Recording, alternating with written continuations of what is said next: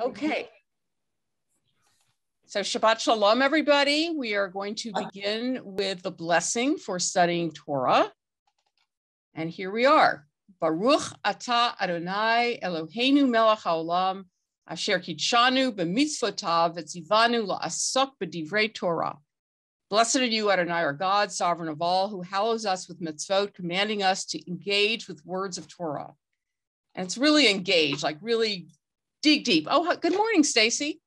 Nice to see you. And there's Harvey connecting. Okay, so let me share with you the text. Now we are at 1 Samuel 29, and remember that David at this point, who will become King David, is the running a kind of protection racket in the South, and is working for a king who's really not a friend of Israel, but he's sort of pretending that he's working with him and defeating enemies that the king has, although trying to stay away from defeating any Israelite tribes. So I'm going to share the screen. I want to make sure we don't see any advertisements. There we go. So would somebody like to read?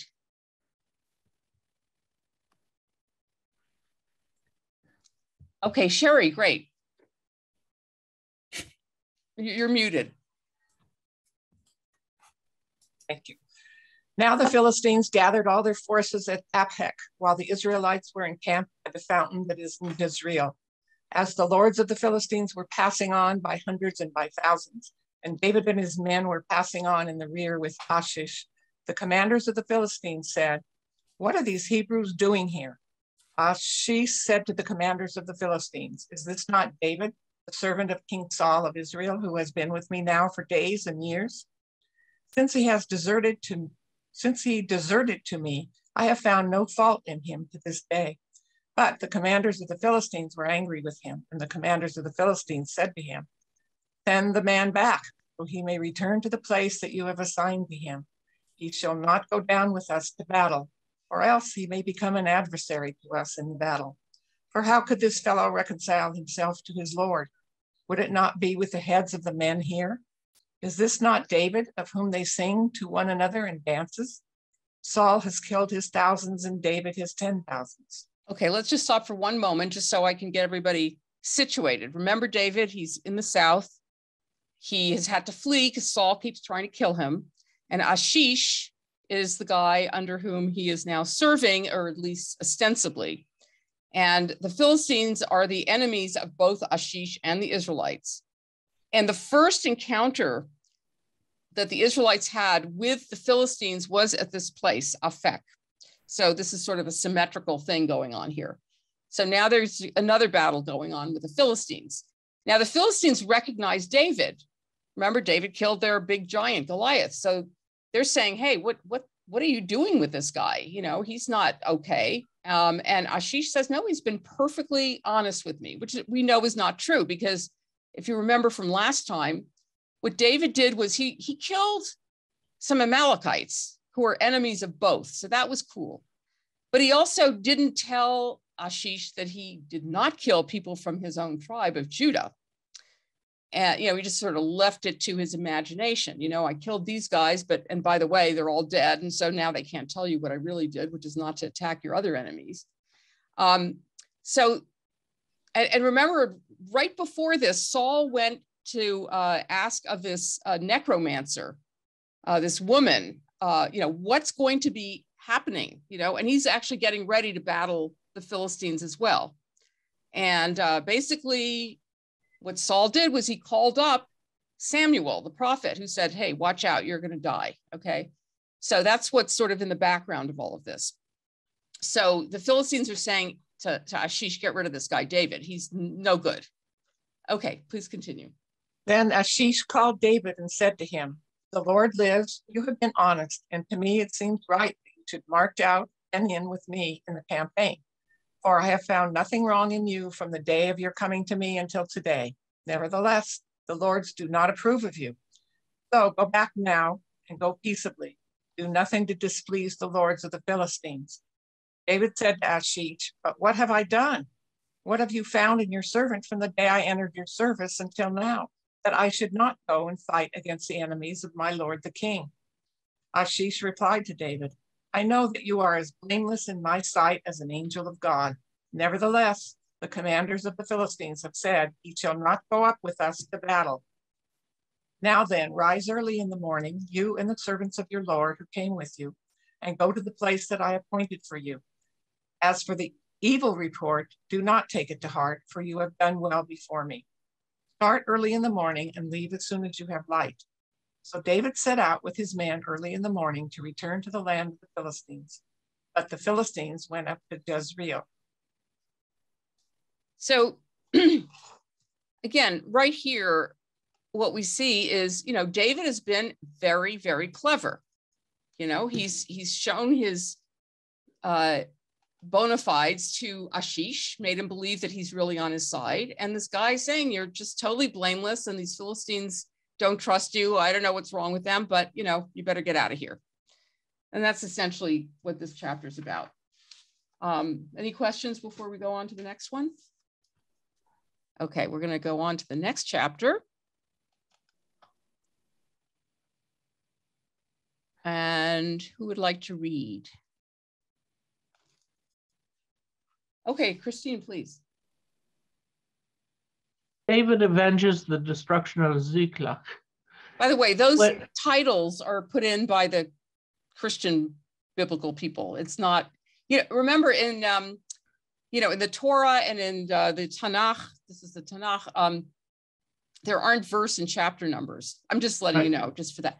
And so, whoever put this, this is the New Revised Standard Version. Okay. They put in these titles, but those are, not in the original. As I said, neither are the chapters or verses, but just so you know. Okay, go ahead. Now, when David and his men came to Ziklag on the third day, the Amalekites had made a raid on the Negev and on Ziklag. They had attacked Ziklag, burned it down, and taken captive the women and all who were in it, both small and great. They killed none of them, but carried them off and went their way. When David and his men came to the city, they found it burned down and their wives and sons and daughters taken captive. Then David and the people who were with him raised their voices and wept until they had no more strength to weep. David's two wives also had been taken captive, Ahinoam of Jezreel and Abigail, the widow of Nabal of Carmel. David was in great danger, for the people spoke of stoning him, because all the people were bitter in the spirit for their sons and daughters. But David strengthened himself in the Lord his God. David said to the priest Abiathar, son of Ahimelech, bring me the ephod. So Abiathar brought the ephod to David. David inquired of the Lord, shall I pursue this band? Shall I overtake them? He answered him, pursue, for surely you shall overtake and shall surely rescue. So David set out, he and the 600 men who were with him. They came to the Wadi Besor, and where those stayed who were left behind. But David went on with the pursuit, he and 400 men. 200 stayed behind, too exhausted to cross the Wadi Besor. So remember, David has like 600 people who are with him. Yeah. So those are his fighters. And obviously he has to now avenge what happened to Ziklag. The Amalekites are the, enemies forever and ever of the Israelites. Remember, it tells us in the Torah to remember to wipe out the name of the Amalekites. Okay. So you have to always remember to forget them. Yes, go ahead, Sherry. What is the ephod? Yes, well, remember the ephod is, there's something that the high priest wears. It's some kind of like apron that in it, they carry the Urim and Tumim, which are the stones that are cast to figure out what to do. Now, that's, of course, weird, because if you have God telling you, here is my Torah, here are my laws, and you have access to God as David seems to, why would you cast little pebbles out there to figure, it's like antithetical to the religion. But of course, there are vestiges of old religion, right? Constantly we're finding out. Remember, I'm just going to stop it for 1 second. Remember that, for example, there are these teraphim that Rachel takes from her father. And there are teraphim even in David's home, because that's what, Michal puts on in the bed to make it seem like he's still there when Saul comes to kill him. So there, look at, Michamocha, which we sing all the time, right? Michamocha, who is like you among the gods? What do you mean among the gods? What gods, right? I mean, and so a lot of times it gets translated as who among you is like the divine beings? Like, let's kind of fudge it, because like, how can we say there are other gods? Well, they're vestiges of all these old beliefs, right? Or you shall have no other gods before me. Well, I thought there weren't any other gods. How can I have other ones, right? So you keep finding these, remnants of, the other religion that was practiced before. And they're constantly going towards those other religions, like pagan religion with multiple gods. Golden calf is what we read this week, right? So, I mean, it's really hard to let go of all that stuff. Interesting that David is allowed to throw the ephod and he's not a priest. Good point. Saul, that was one of the things about Saul. Well, let's see. It says in the in Altman, things that the priest should do. Yeah. Well, yes, it should be the priest, but also it's interesting that David is able to ask of God what's going on, right? What should I do? Whereas remember, Saul has no access to God, right? He had to go to a necromancer to bring back Samuel, the prophet. Yeah, Lynn. Wasn't David sort of unofficially anointed prior to this point? Yes, but not anointed. Maybe that comes in, not king yet, but sort of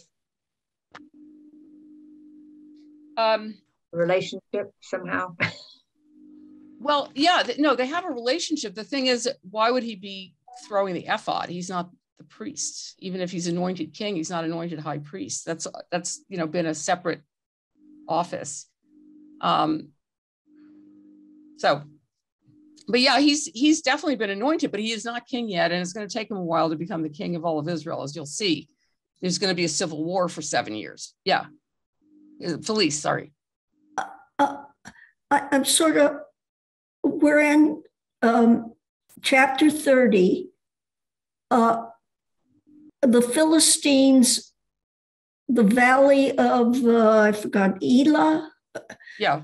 And now David's in the Negev. What's going to happen? Are we going to get back to the Philistines? Or yeah. The Philistines. The Bible. It's so darn confusing all the time. Also because we skip weeks, and so it's hard to keep in mind what just happened. But okay, so remember, Samuel is dead. He's the prophet, right? And the Philistines, according to Robert Alter, might be emboldened by this. Okay, their prophet is gone.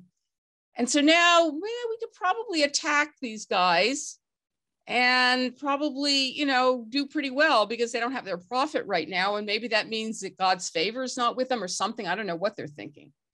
And they're all going to war against the Philistines. In fact, what we'll find out and very soon is that Saul and Jonathan are going to be fighting against the Philistines.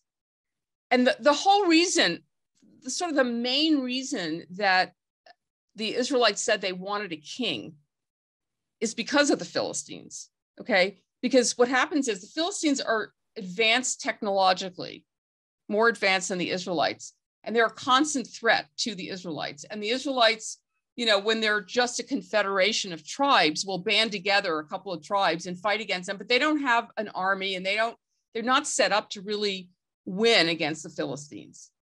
So they say, we need a king, we need to be unified, right? And what David is going to eventually do is centralize the country, centralize the administration, centralize the army, create Jerusalem as the capital and the religious center. I mean, all of that, which is the positive side of having a king, but there are some negatives too, which we'll find out.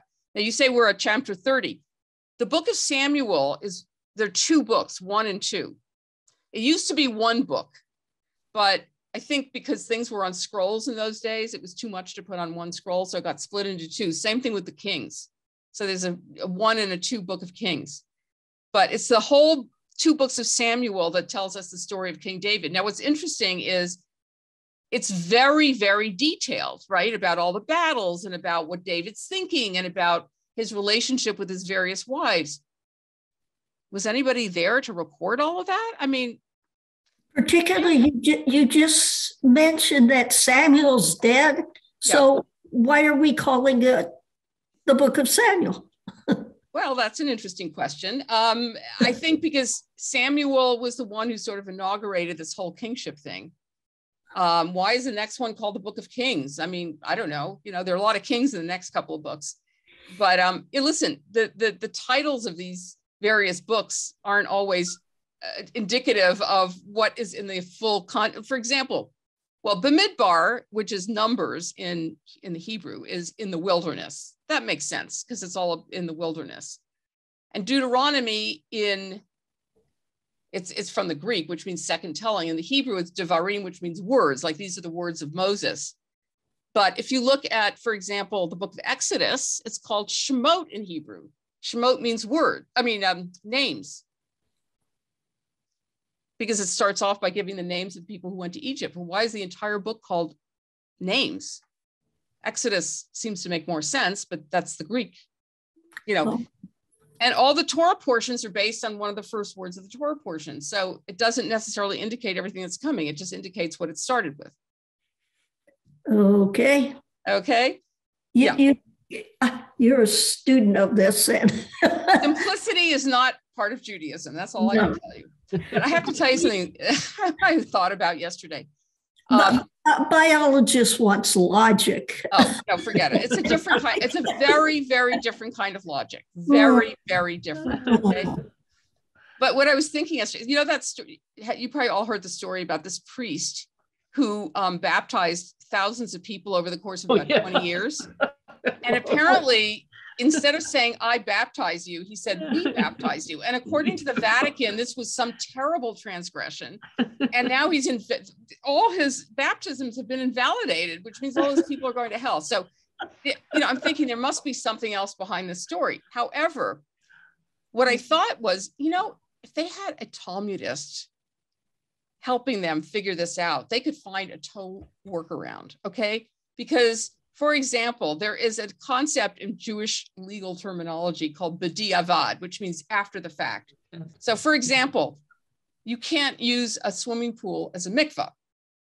However, if you use it as a mikvah after the fact, it's accepted. And I remember when I first came back to Temple 14 years ago, Rabbi Yitzi Miller had been doing a Talmud study, and we just happened to be, I finished it, because he left in February. So we were finishing it, and it was a really bizarre story about if you're traveling and you stop at an inn that's owned by non-Jews, you're not allowed to stay there because the assumption is that non-Jews have sex with their animals. Don't even ask, okay? However, if you happen to stay at one of those inns after the fact, it's okay.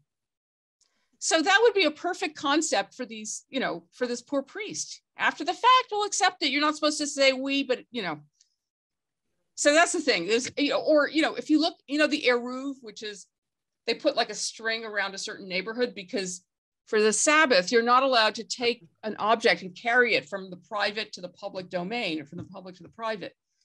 So how are you supposed to leave your house? And I'm coming to, Sherry's house for Shabbos brunch, and I want to bring her something, right? I made a nice little tart or something. How could I can't bring it to her? Well, we put an eruv, which is some kind of marking around the neighborhood we both live in. And now we designate this as a private domain. And so I can carry, see? And in Manhattan, I think it goes virtually around the entire island. Now, if that isn't some kind of legal fiction, I don't know what is, but I think that's why Jews make good lawyers. It's just like you could find all these ways of working around problems, right? Yeah, Stacey. Well, New York is a legal fiction, so it's like they had to have a rabbi come out when they were doing the construction work on the 405 because they had eruv wires that had been hung all along Westwood and all along the 405. So they had to come out and move all of those. That's great. That's great. Yeah. So, it's just, and listen, come on, let's just law in general. You can, right? Stacey, I don't want to insult law, but you can work things out if you need to, right? Okay. You can interpret things in ways, oh, this really means something else, or whatever. Or even those who claim that they're, originalists. Yeah.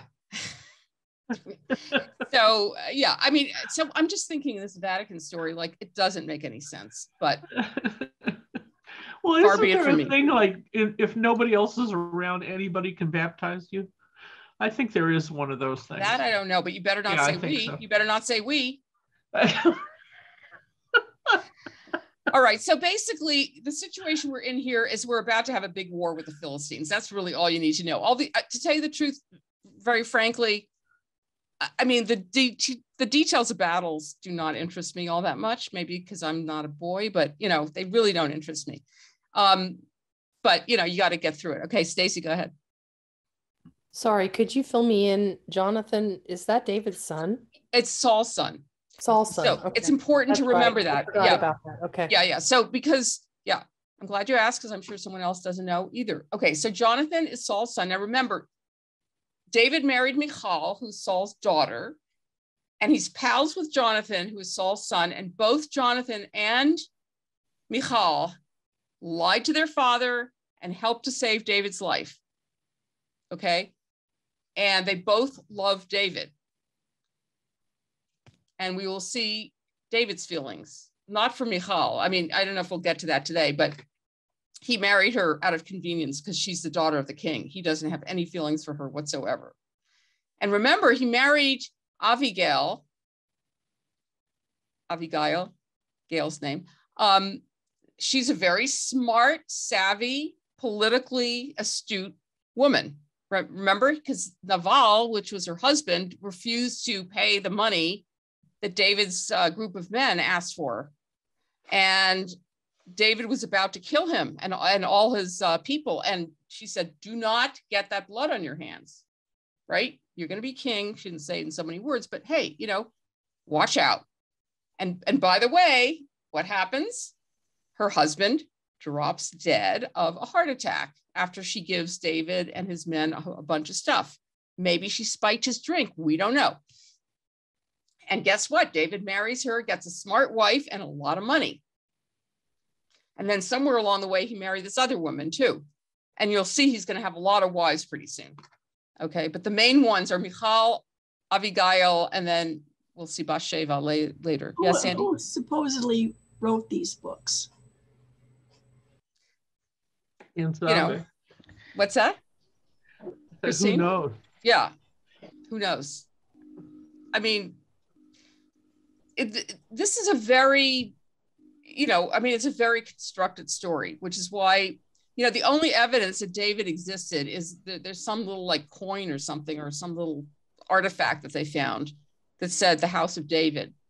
That's the only thing they found, which doesn't mean that he didn't exist or there wasn't a kingdom, but they're thinking, some people think maybe it was more like he was the head of a tribe. It was a tribal thing. It was not a big kingdom. We don't have enough evidence one way or the other. But of course, people who want to say, oh, the Jews were not in Israel way back when, it was just a little tribal group, whatever, want to say there wasn't a kingdom. Rabbi, when we were in Israel, weren't there some diggings, excavations on Arab residences that they believed was the city of David, right? Yes.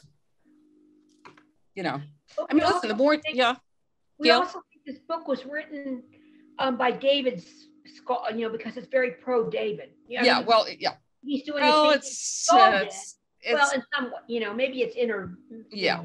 Between. But you can see that David is doing a lot of the things that Saul did, and it's okay in this book, and it wasn't okay for Saul. Yeah. Well, actually, so this history was primarily written by the people who survived, which is the tribe of Judah, which is where David's from, which somehow is where the Messiah comes from. How coincidental. Because remember, in the year 722 BCE, the northern tribes disappear, right? They're destroyed by Assyria. Okay, and then Judah is the last kingdom standing, essentially. So they're the ones who survived. They're the ones who basically write the story. Now, and hence the capital of is Jerusalem, which it was during the time of the Judah. Yeah. Okay. Yeah, the northern tribes had a different capital. Right. Okay. So, yeah, so, they're the ones. Now, of course, there were probably a lot of oral traditions that got sort of joined together. Yeah. And then somebody edited them, right? And so there's some stuff left over here that isn't so flattering to David, as we'll see later. It gets bad later. Right now, he does have a protection racket going. It's not the most elevated position to have, but he's sort of been forced into that situation because of Saul going after him. Saul's constantly trying to kill him. What is he supposed to do, right? Okay, any other questions or comments? No, it's good to, review stuff because it is confusing. And, since we don't do this every week, it's hard to keep up with what's going on. But essentially, Saul is on his way out, really out. And David is going to ascend, but you're going to see he will be the king of the southern, tribe of Judah, but he won't be the king of all of Israel for a number of years. We'll get to that very soon. Okay, so I'm going to let Christine continue. Okay. Let's see, we have to go down to this. Okay. In the open country, they found an Egyptian and brought him to David. They gave him bread and he ate. They gave him water to drink. They also gave him a piece of fig cake and 2 clusters of raisins. When he had eaten, his spirit revived, for he had not eaten bread or drunk water for 3 days and 3 nights. Then David said to him, "To whom do you belong? Where are you from?" He said, "I am a young man of Egypt, servant to an Amalekite. My master left me behind because I fell sick 3 days ago. We had made a raid on the Negev of the Heretites, and on that which belongs to Judah, and on the Negev of Caleb. When we burned Ziklag down." David said to him, "Will you take me down to this raiding party?" He said, "Swear to me by God that you will not kill me or hand me over to my master, and I will take you down to them." Okay, let me just stop for 1 second. I just want to point out that what the Amalekites apparently did was when they had a slave and the slave was sick, they left them to die in the desert. Yeah. So, Nice. The Amalekites, remember the reason we hate the Amalekites and we're always supposed to remember to forget them is because when the Israelites were going through the desert, the Amalekites attacked them from the rear, meaning the rear is where the older, sicker, more vulnerable people would be because they, can't walk as fast. So they're particularly heinous. And now we see how heinous they are because, you have a slave and the slave is sick, leave you in the desert to die. Pretty horrible. Okay. When he had taken him down, they were spread out all over the ground, eating and drinking and dancing, because of the great amount of spoil they had taken from the land of the Philistines and from the land of Judah. David attacked them from twilight until the evening of the next day. Not one of them escaped, except 400 young men who mounted camels and fled. David recovered all that the Amalekites had taken, and David rescued his 2 wives. Nothing was missing, whether small or great, sons or daughters, spoil or anything that had been taken. David brought back everything. David also captured all the flocks and herds, which were driven ahead of the other cattle. People said, "This is David's spoil." Okay, so let me just stop for 1 second. So first of all, notice that the Amalekites are sort of spread out, right? They're kind of relaxing after a hard day of battle or whatever. Pillage. Yeah, pillage and rape. So, they're probably fairly easy to take, although David only has 400 men with him, right? Because remember, 200 of them were too tired to go. And there are like 1,000 of these guys. So somehow he manages with very few people to attack them. Now, he also gets a lot of new livestock, right? And he's able to give them out as gifts, which we'll see. Notice that David brings back his wives. There's nothing in here about David was so, happy that his wives were rescued. He missed them, he loved them. I mean, there's nothing like that, right? You'd think that maybe there'd be some insertion of a line in there that maybe would indicate that, but no. I mean, he's not much of a, romantic, to say the least. But he did rescue them. That's, heroic. Yeah, okay. Okay. Then David came to the 200 men who had been too exhausted to follow David and who had been left at the Wadi Besor. They went out to meet David and to meet the people who were with him. When David drew near to the people, he saluted them. Then all the corrupt and worthless fellows among the men who had gone with David said, "Because they did not go with us, we will not give them any of the spoil that we have recovered, except that each man may take his wife and children and leave." But David said, "You shall not do so, my brothers, with what the Lord has given us. He has preserved us and handed us over to us the raiding party that attacked us. Who would listen to you in this matter? For the share of the one who goes down into the battle shall be the same as the share of the one who stays by the baggage. They shall share alike." From that day forward, he made it a statute and an ordinance for Israel, and it continues to the present day. So, he's with a bunch of real losers, right? I mean, they're not nice people. And they're saying, hey, we went out to battle. These slackers stayed behind and they don't get anything. And David says, they stayed by the baggage, so they've served a purpose, which, is sort of after the fact, but okay. And he says, everyone's going to get something. I mean, this is a way to keep people happy, I guess, although the guys who were not willing to share may not be so thrilled, but maybe they think to themselves, okay, one day I'll be a slacker and then I'll get something too.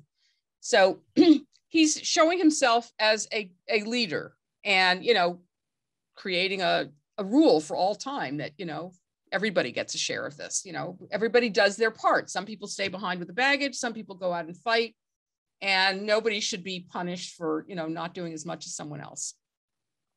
Okay. Sounds like Pirates of the Caribbean. When David came to Ziklag, he sent part of the spoil to his friends, the elders of Judah, saying, "Here is a present for you from the spoil of the enemies of the Lord." It was from those in Bethel, in Ramoth, in the Negev, in Jatir, in Aroer, in Sipmoth, in Eshtemoa, in Rakal, in the towns of the Jerahmeelites. All right, you don't have to read the whole thing. That's I like fair. this. This is really a challenge. In the towns of the Kenites, in Hormah, in Bur Ashan, in Akthach, in Hebron, and all the places where David and his men had roamed. Thank you, Christine. That was kind of not so nice. Okay, but so he could have kept the spoils for himself, but no, he's going to give them to everybody, make everybody happy, keep people on his side. The sign of a smart leader. Okay. Yeah. Any questions or comments before we go to the next chapter? No? Okay, so we'll go on to the next chapter, which is going to be very, very interesting, as you can see from the headline here. Would somebody like to read this?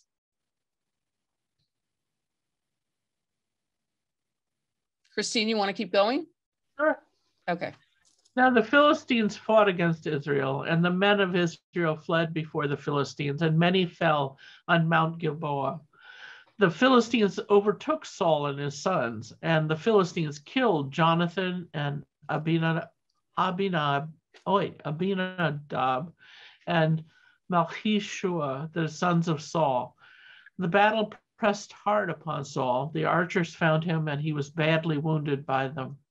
Then Saul said to his armor bearer, "Draw your sword and thrust me through with it, so that these uncircumcised may not come and thrust me through and make sport of me." But his armor bearer was unwilling, for he was terrified. So Saul took his own sword and fell upon it. Okay, let's stop for 1 second, because basically what Saul is doing here is committing suicide, and that is totally verboten. Yeah. I mean, it's a big sin to commit suicide.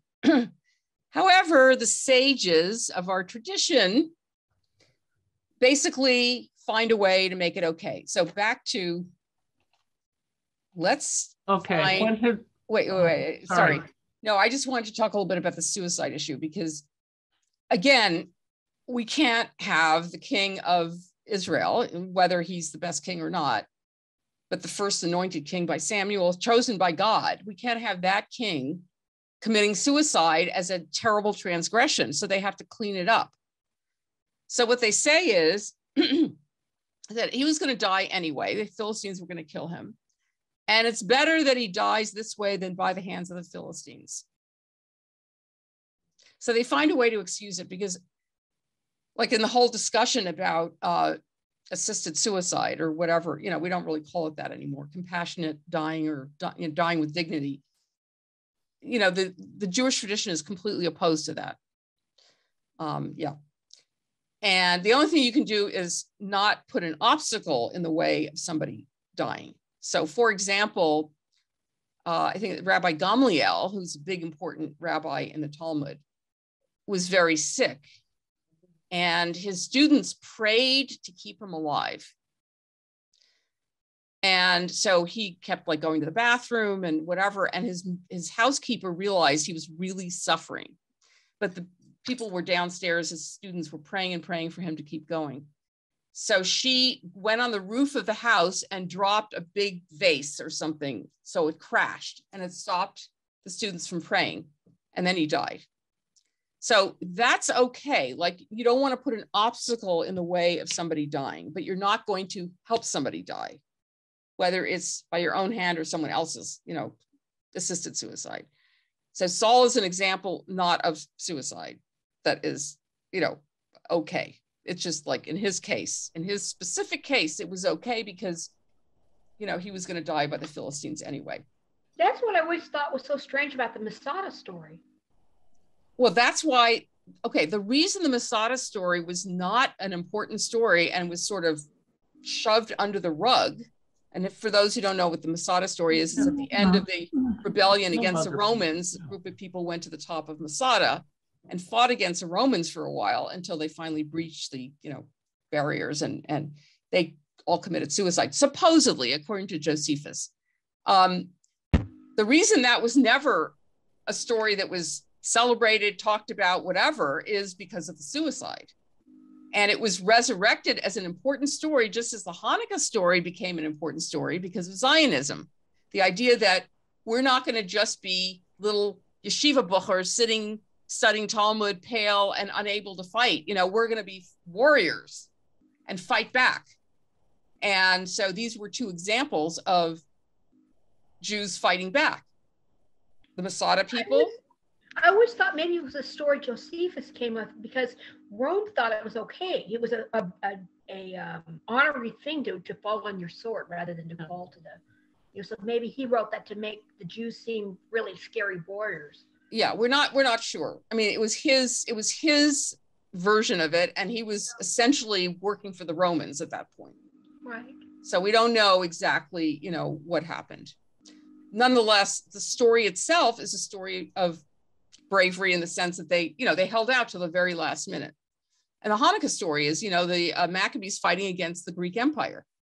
And, you know, these are two stories of Jews fighting back and not just, you know, being taken like sheep to the slaughter, like during the Shoah. And this is, you know, the reason these became big, important stories. Rabbi, they should have.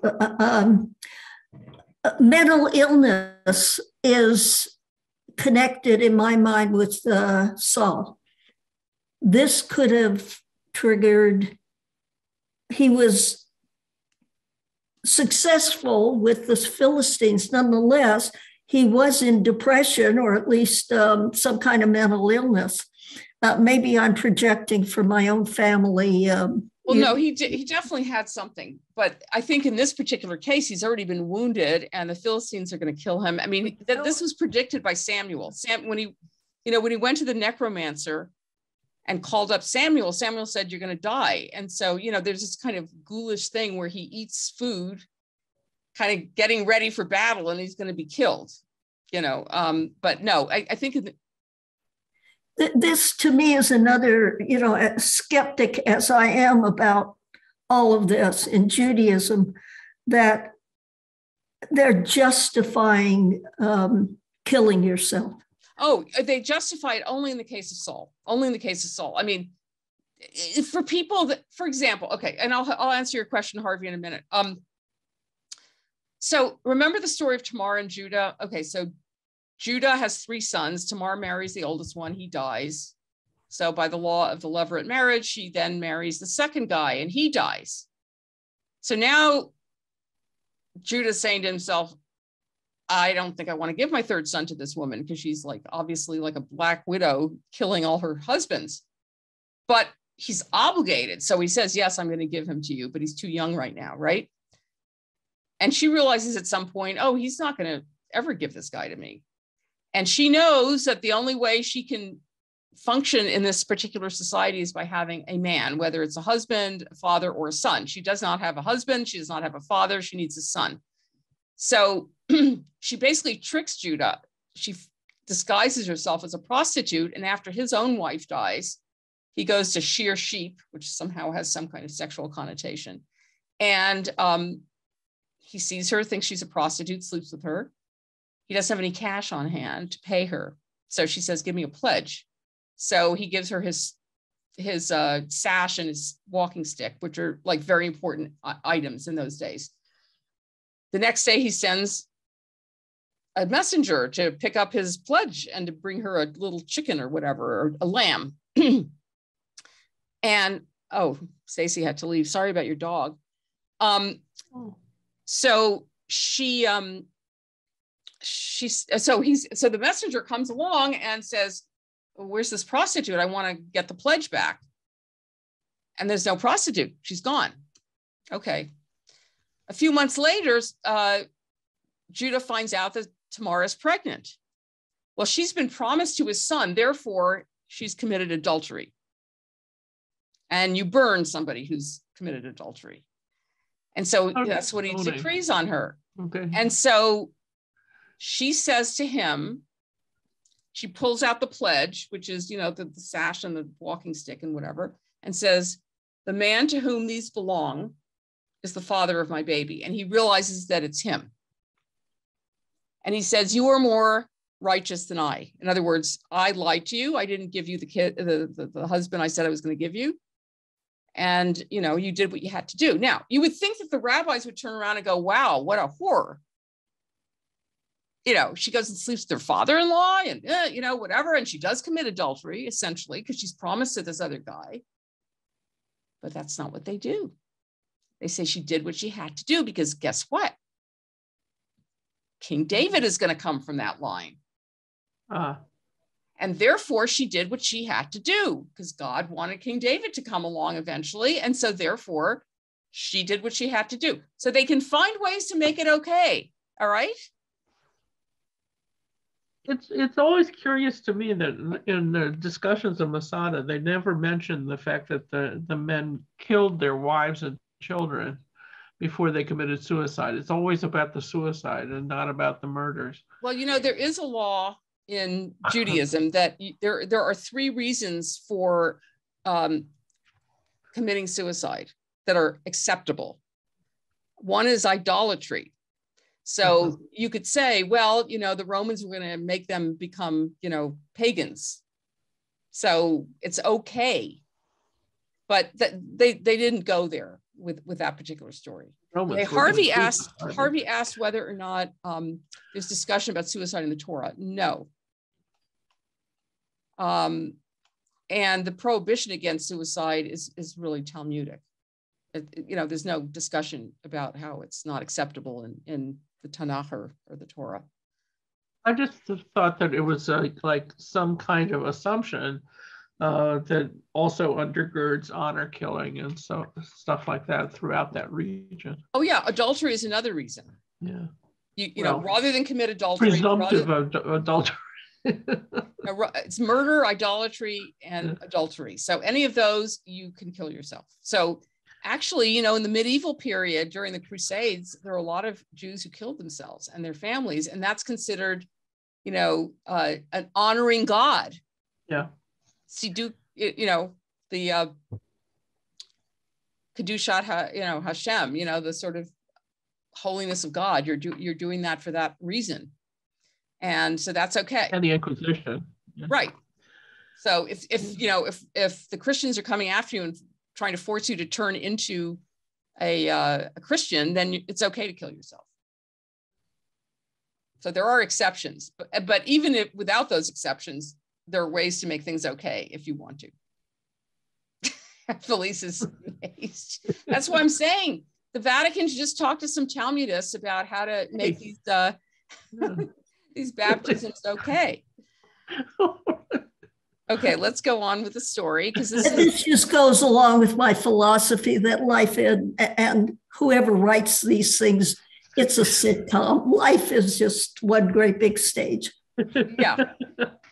Well, there are always exceptions to the rules, right? If you want them to be, or you can apply the law as strictly as you want. We do that in this country all the time, right? No kidding. Like that white woman cop who shot that guy, but supposedly by mistake. She was reaching for her laser after she'd been on the force for I don't know how many years, and she reached for her gun instead. Got 2 years. Yeah. Just imagine if that had been a Black guy. Yeah, exactly. Or how about just recently right here?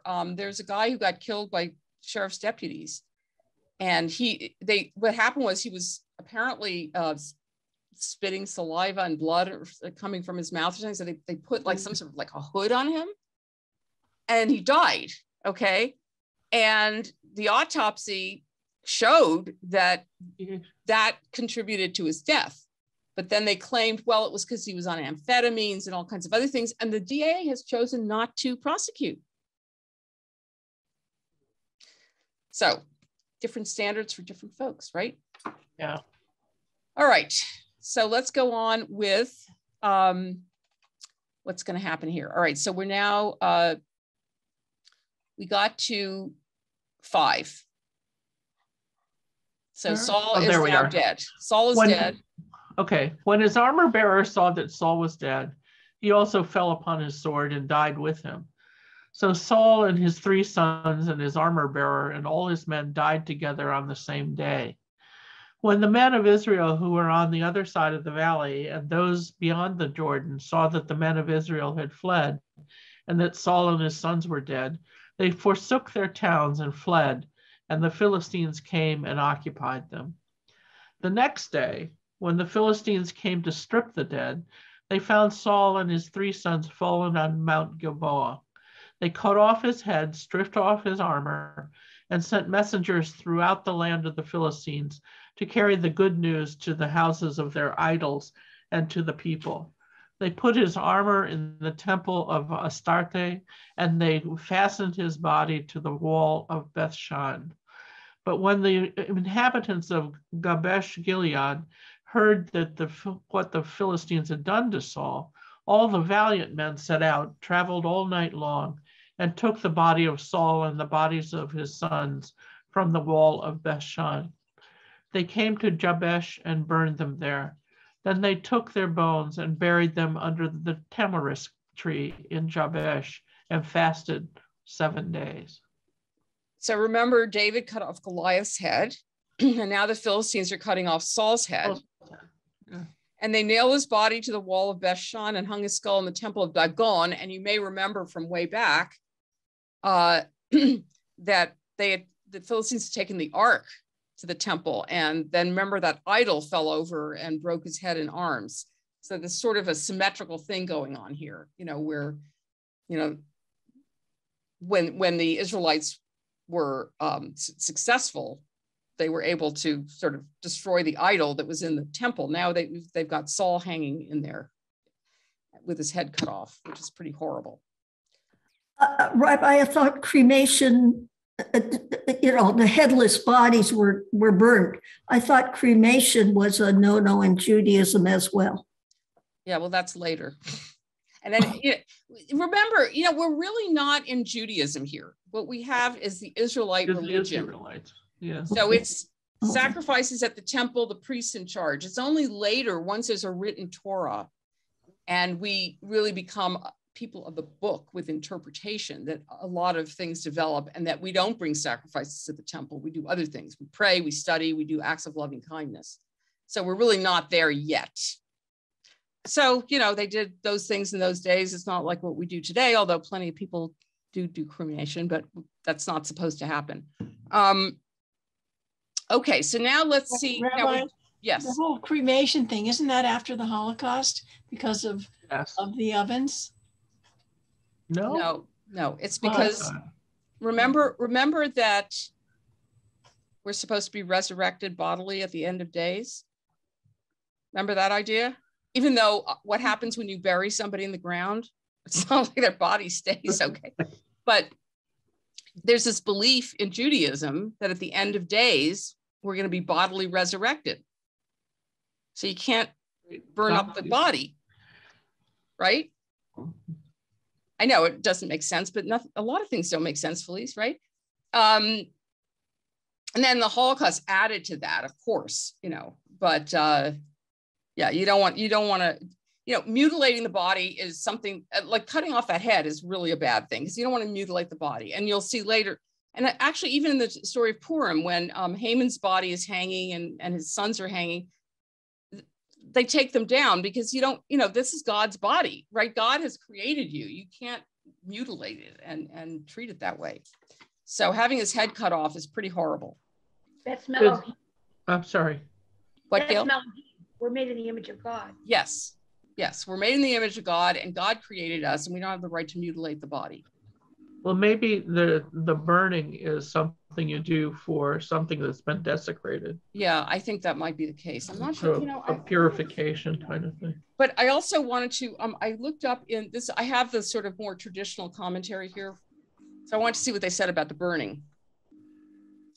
They burn them there. They burn Saul's possessions in accord with a Talmudic dictum that no one may use the personal belongings of the king.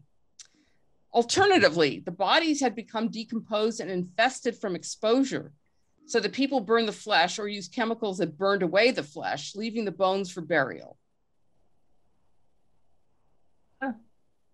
I think purifying a desecrated corpse probably makes more sense to me. By the way, remember, not only did they cut off his head, but they also took all his armor and stuff like that. Remember, he keeps losing his clothing, which are marks of his kingship. And it says here, that box, there's a box that we put epicary or that we put the bones in. You see an ossuary. Yeah. So here it says, Abarbanel comments that Saul suffered two punishments: the loss of his throne and violent deaths of himself and all of his offspring. He lost the kingship because he failed to complete his mission of exterminating Amalek. Remember, he was supposed to kill the king and he didn't, and that's why he lost the throne. His family suffered deaths by the sword in expiation for his ordering the killing of the Kohanim of Nob. Remember, he also ordered the killing of some priests, which is really bad. Despite his list of sins, Saul's sins, in scripture and by the sages, it must be understood that he was not only valiant and dedicated, but also righteous. See, they have to find ways to make Saul okay. Indeed, the Talmud teaches that God himself testified that Saul was even more righteous than David. Had David been Saul and had Saul been David, God would have destroyed many Davids for his sake. Furthermore, the Midrash teaches 7 righteous men were killed by the Philistines, blah, blah, blah, blah, blah, and Saul and his 3 sons. Clearly, Saul was a great man. And as David shows in his eulogy in the next chapter, his loss was a great tragedy for the Jewish people. This sounds like Mark Antony after Caesar's death. Yeah. So let's get to his eulogy, because this is a very poignant thing here. So we're done with the book of 1 Samuel. We're now going to the book of 2 Samuel. Does anybody want to read it? I don't really want to become designated reader, but I'm willing I'll read some of it if you want. I'll give you a little break and then you can pick it up if you want. Okay. Okay. After the death of Saul, when David had returned from defeating the Amalekites, now he's defeating the Amalekites, but they're never going to completely go away because Saul did not kill Agag. David remained 2 days in Ziklag. On the third day, a man came from Saul's camp with his clothes torn and dirt on his head. What does that mean? Mourning. Right. Those are signs of mourning. When he came to David, he fell to the ground and did obeisance. David said to him, "Where have you come from?" He said to him, "I've escaped from the camp of Israel." David said to him, "How did things go? Tell me." He answered, "The army fled from the battle, but also many of the army fell and died. And Saul and his son Jonathan also died." Then David asked the young man who was reporting to him, "How do you know that Saul and his son Jonathan died?" Like he's not sure. Maybe this guy is lying, right? The young man reporting to him said, "I happened to be on Mount Gilboa, and there was Saul leaning on a spear while the chariots and the horsemen drew close to him. When he looked behind him, he saw me and called to me. I answered, 'Here, sir.' And he said to me, 'Who are you?' I answered him, 'I'm an Amalekite.' He said to me, 'Come, stand over me and kill me, for convulsions have seized me, and yet my life still lingers.' So I stood over him and killed him, for I knew that he could not live after he had fallen. I took the crown that was on his head and the armlet that was on his arm, and I brought them here to my Lord." So what's this guy doing here? Did an Amalekite kill Saul? No, he's taking credit. He's taking credit. Why is he taking credit? Because there might be a reward in it. Yes. He's thinking, you know what? David wants to be king, or, is the next king. And this makes it, he's going to be king faster because Saul is now dead. And here, I brought you the crown, and, I killed this guy, and I'm going to get a nice reward for this. I feel sorry for Jonathan. He didn't do anything wrong. He just got smoked for nothing. Yeah, well, this is what happens in war, right? Yeah. So this guy thinks, I'm going to get a nice reward. What do you think David's going to do? You're not allowed to kill the kings of the Excellent. Yeah. Then David took hold of his clothes and tore them like he's going into mourning himself. And all the men who were with him did the same. They mourned and wept and fasted until evening for Saul and for his son Jonathan, and for the army of the Lord and for the house of Israel, because they had fallen by the sword. David said to the young man who had reported to him, "Where do you come from?" He answered, "I am the son of a resident alien, an Amalekite." Interestingly enough, why are we repeating this? He just asked him the question. It may be two different sources. Maybe it's to emphasize it. Who knows, right? David said to him, "Were you not afraid to lift your hand to destroy the Lord's anointed? Like, how dare you kill the king? What the hell's wrong with you?" Then David called one of the young men and said, "Come here and strike him down." So he struck him down and he died. Okay, that's the reward he got for killing the king. You don't do that. David said to him, "Your blood be on your head, for your own mouth has testified against you, saying, 'I have killed the Lord's anointed.'" You don't kill the king. David intoned this lamentation over Saul and his son Jonathan. He ordered that the song of the bow be taught to the people of Judah. It is written in the book of Jashar. So supposedly there's this other book that nobody has ever found. He said, "Your glory, O Israel, lies slain upon your high places. How the mighty have fallen." That's a famous phrase. This is where it comes from. I took this class in modern Hebrew, and there are a lot of expressions in modern Hebrew that come from the Bible, and most people apparently don't know that, Israelis even. So this comes from here. How the mighty have fallen.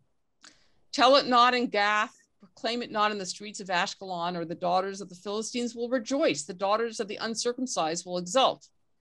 So, in those days, young women would come out to celebrate victories. And remember, this is what happened when Jephthah made that vow. If I am successful in this battle, I will kill whatever comes out of my house, which was so stupid because, of course, it's his daughter who's coming out to celebrate his victory. "You mountains of Gilboa, let there be no dew or rain upon you, nor bounteous fields, for there the shield of the mighty was defiled, the shield of Saul anointed with oil no more." So Gilboa is where this all happened, so that it should not ever, have any kind of rain or anything growing on it. And this is where, the shield does not have oil on it anymore. So neither does Saul. From the blood of the slain, from the fat of the mighty, the bow of Jonathan did not turn back, nor the sword of Saul return empty. Saul and Jonathan, beloved and lovely, in life and in death, they were not divided. That's not true, right? But what do you say to eulogy? They didn't like each other. They didn't get along. They didn't speak to each other for many years. No, but right, you say nice things. They were swifter than eagles. They were stronger than lions. O daughters of Israel, weep over Saul, who clothed you with crimson and luxury, who put ornaments of gold on your apparel. How the mighty have fallen in the midst of the battle. Jonathan lies slain upon your high places. I am distressed for you, my brother Jonathan. Greatly beloved were you to me. Your love to me was wonderful, passing the love of women. How the mighty have fallen and the weapons of war perished. Now, what Robert Alter says is that people have tried to look at this verse 26 and talked about it homoerotically, which is possible. Who knows? Maybe Jonathan and David had more of a relationship than friendship. Certainly, we do not hear David say anything about loving any of the women in his life, but he clearly says that he loves Jonathan. So you can do with that what you wish. Any comments or questions about that speech? Well, it's just that brotherhood was supposed to trump any kind of attachment to women. That the tie, the bond of men in combat was supposed to be stronger than anything else. Exactly. I was just about to say that, because that's what Alter says, that, there's a very strong bond between men in war and the warrior culture.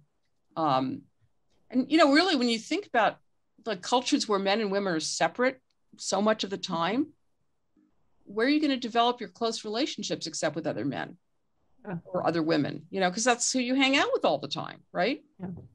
I mean, think about an Orthodox wedding where the men and women are separate and they dance with each other, right? I mean, and listen, I mean, it's certainly possible that they had a different kind of relationship, whatever, There are people who've also looked at the Song of Songs and looked at it as, about two women or two men. It's not explicit, but it could be there. So, this is a very poignant eulogy that David delivers. I mean, he really loved Jonathan. He didn't love Saul so much. But, Saul was the king. So you show your respect for the king. And, I mean, I've written a lot of eulogies. Now, you don't want to lie usually when you write a eulogy, right? You don't want to say, oh, this person was whatever, but they weren't. On the other, so you try to say nice things, and you're supposed to say nice things, and occasionally, I brought in something that maybe wasn't so positive, but I try to do it humorously. Like he really had very clear ideas about what was right or wrong. And, people who know the person know what that means. But eulogies are supposed to be positive, it's honoring the dead. Yeah, Mark. Well, Rabbi Singer, I just wanted to, thank you for at least acknowledging, the possibility of love between two men or two women, even possibly happening, because I think it's important, especially to the gay community, to realize that, homosexuality isn't a new thing. Oh, no. And it's nice to know that, that it's nice to dialogue about this as a possibility. I mean, just because it just sort of is a feeling of being included, in the biblical history, So it's just, I just wanted to thank you at least for bringing it up, I just think that's important, It's interesting. Robert Alter really dismisses it, but I think that's too easy to say that, because plenty of people have looked at this and said otherwise. And I also want to bring up Leviticus 18, which is that horrible place in Leviticus where it says, you know, a man shall not lie with another man the way a man lies with a woman, da, da, da. Because the way a man lies with a woman in those days was a power thing in many ways. Okay. You don't see a lot of romantic love between a man and a woman. And so that has been interpreted as not about, you know, a loving homosexual relationship, but about you will not have a power trip over another person, right? And so, I mean, I think there are ways to reread some of this material so that it's not as offensive as it is literally. So, you know, and that's the worst place in the Bible is Leviticus 18, which, by the way, in traditional communities, that's what you read during the high holidays is Leviticus 18. We choose to read Leviticus 19, which is the holiness code. So that's the reform movement saying, oh, we're not like going to read this stuff because it's horrible. But I think it's also important to reinterpret and not to just leave it as is and say, oh, this is what the Bible says. Well, first of all, who follows exactly what the Bible says? Even if you are a fundamentalist, you don't follow everything in there. And as I said once to one guy who was a fundamentalist, well, do you stone your disobedient child also? What are you talking about? Well, that's in there. It says to stone your disobedient child. And he, you know, he acted like he didn't even know it was in there. It's in Deuteronomy. Yeah. So, you know, also, everything is, It was really common for men in combat to have intimate relationships, you know, and what is involved in that intimacy is the band of brothers, right? I mean, it could be a lot. And we know from Alexander that his dearest friend was also his lover. And I mean, there are plenty of examples, but one of my gay friends, this was like 100,000 years ago when I was a trilobite, but we were talking about Leviticus, and Paul, who was nothing if not really funny, and he said, well, man shall not lie with another man the way that they do with a woman. He said, easy peasy, there's no vagina. There you go, that's simple. The world is your oyster. My daughter also said, it's also a rabbi, she said that there's also a school of thought that Leviticus is the code for the priests. It's a priestly code. So it's not meant to be for all of Israel anyway. Good point. Well, the priests all live together too. So, you know, but yeah, again, you know, it's everything's open to interpretation. And, you know, there's no such thing as a completely literal reading anyway. And no one does it all completely literally. They pick and choose what they want to follow. As I said, even people who are fundamentalists or ultra-Orthodox. You think the Talmud thinks it's a good idea for ultra-Orthodox men to throw tomatoes and things at women at the wall who are praying, you know, or tearing up their prayer books? So, you know, let's not be too hypocritical here. Rabbi? Yeah. Talking about not following what's in the Bible, at funerals, the tearing of clothing, I've seen that still done. Oh, yeah. My parents respected that, or my mother respected that. But the throwing of dirt on the head, is that the interpretation of shoveling dirt onto a grave? Is that? No, I don't think so. I think, you know, traditionally Jews bury their own. So you would bury, you know, you'd put all the dirt into the grave. We do a little symbolic 3 shovels full, but it's more about burying your dead. Gail? It's the last thing we can do for our loved one is to bury them. So yeah, and then in terms of, you're supposed to, when you hear that a close relative, so the required mourners are spouse, children, parents, brother and sister. So when you hear that one of them has died, you're supposed to tear your clothing. So in the Reform movement, we do symbolically with the ribbon. because we don't want to tear our clothes. But at the funeral. Or yeah, we do it at the funeral because it's not like people have black ribbons in their house, right? So usually we do it right before the funeral. The other thing I want to mention, by the way, is that in Judaism, there are 6 genders. So think about that as we think about non-binary and all of those new, they're not so new, right? Ideas about gender, right? Because there are 6 genders in Judaism. It's not like they're so enlightened about them, but there are 6 genders. So, As written in the Bible? Not in the Bible, it's in the Talmud. Oh, interpretation of the, okay. Well, no, not interpretation. There's some people who have both anatomically, both, sexes. There's some people who have indeterminate sexes. They're recognizing that it's not like so simple. And so if you have both, then in some cases you're obligated as a man, and in some cases you're obligated as a woman. So they have laws around it. Yeah. Similarly, I think in some of the Native American tribes, they had similar variety of categories. I don't remember what they were, but there were several. Yep. Our society is very puritanical and very rigid about a lot of things. Very narrow. This society, I'm not talking, which is why when you talk about logic and science, we're very much the children of a Greek approach to life. A leads to B, leads to C. The Hebrew mind is very associative.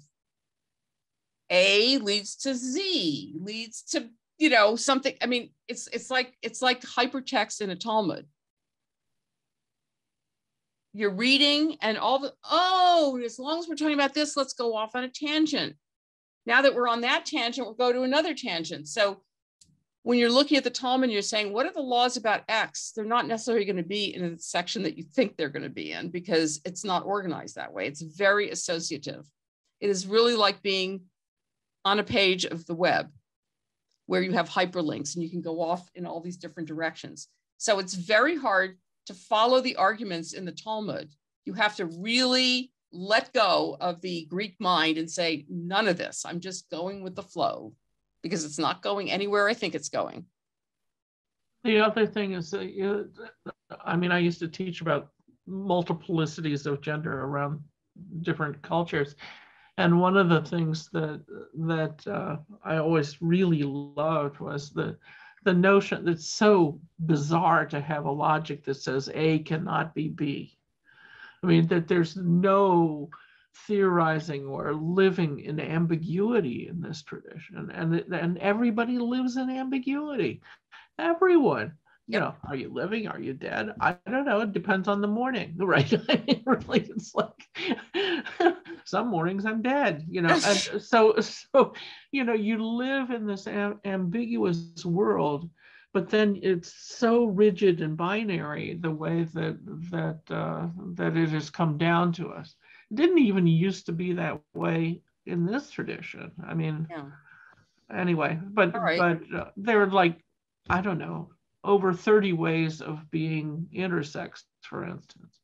There are really a lot of sexual variations, but of course that's not gender. Gender is the social interpretation of what those variations mean or don't mean. Right.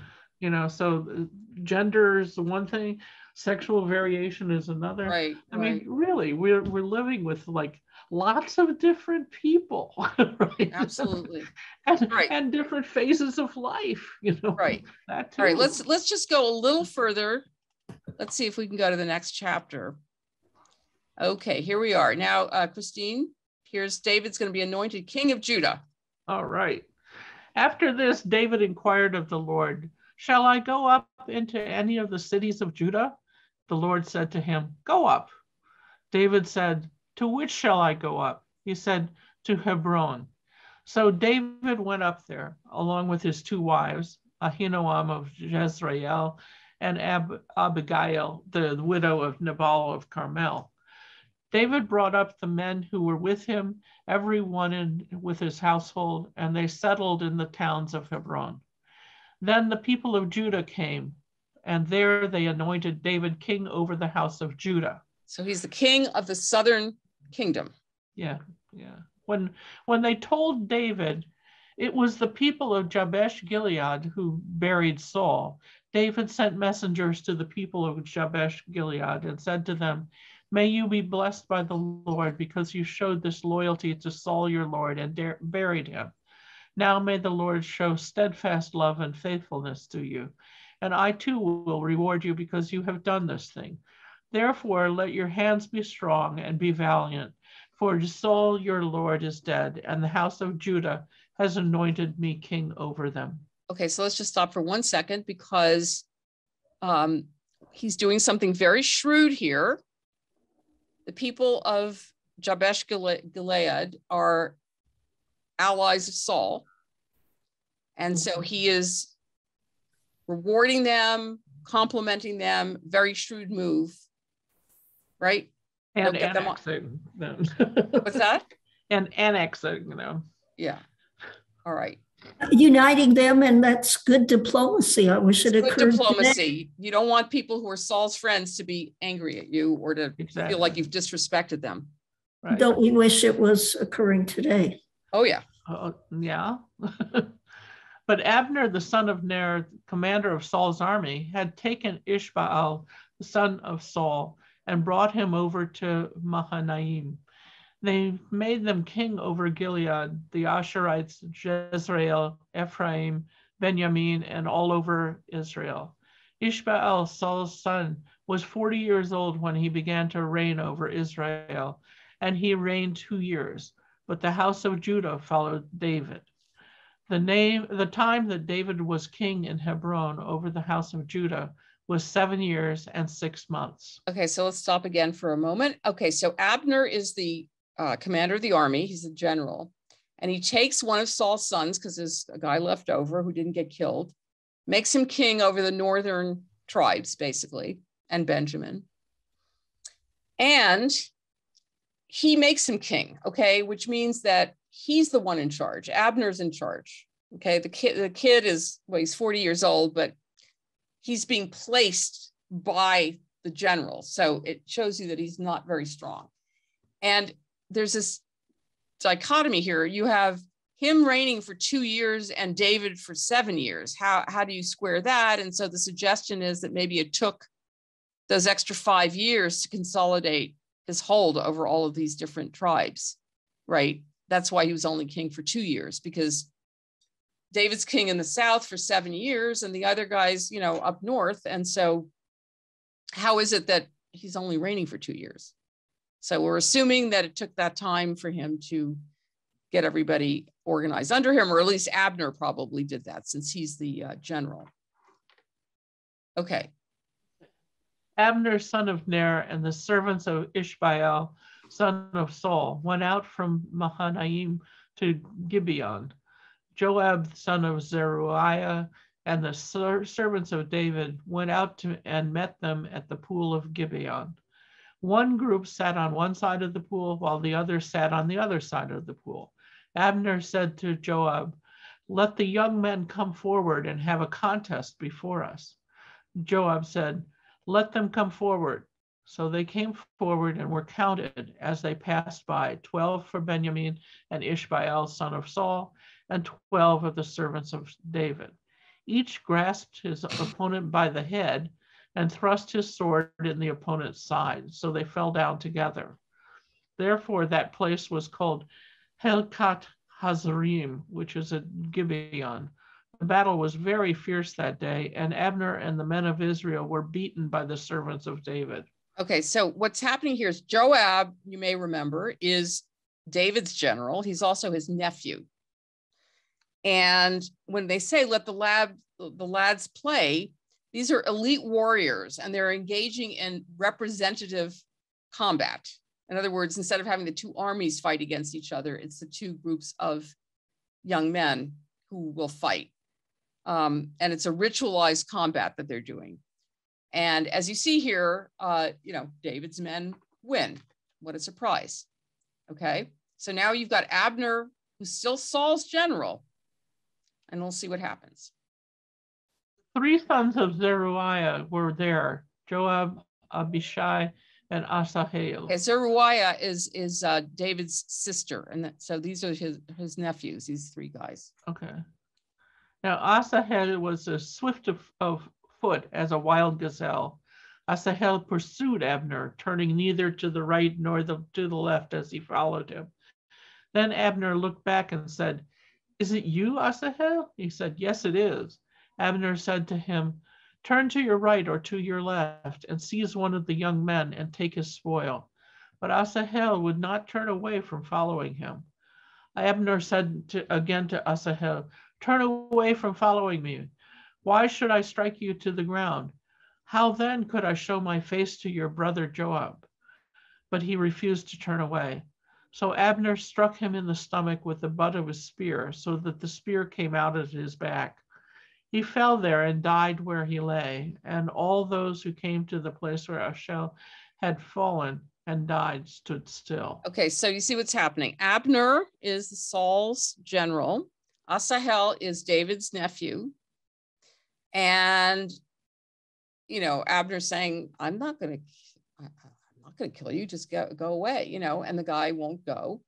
And so Abner kills him. And of course, what's going to happen? You kill the guy's nephew, you're going to get it next, right? Yeah. But Joab and Abishai pursued Abner. As the sun was going down, they came to the hill of Ammah, which lies before Giah on the way to the wilderness of Gibeon. The Benjaminites rallied around Abner and formed a single band. They took their stand on the top of a hill. Then Abner called to Joab, "Is the sword to keep devouring forever? Do you not know that the end will be bitter? How long will it be before you order your people to turn from the pursuit of their kinsmen?" Joab said, "As God lives, if you had not spoken, the people would have continued to pursue their kinsmen, not stopping until morning." Joab sounded the trumpet, and all the people stopped. They no longer pursued Israel or engaged in battle any further. Abner and his men traveled all that night through the Arabah. They crossed the Jordan, and marching the whole afternoon, they came to Mahanaim.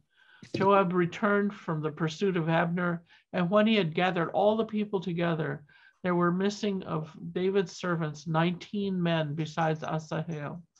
But the servants of David had killed of Benjamin 360 of Abner's men. They took up Asahel and buried him in the tomb of his father, which was at Bethlehem. Joab and his men marched all night, and the day broke upon them in Hebron. Thank you.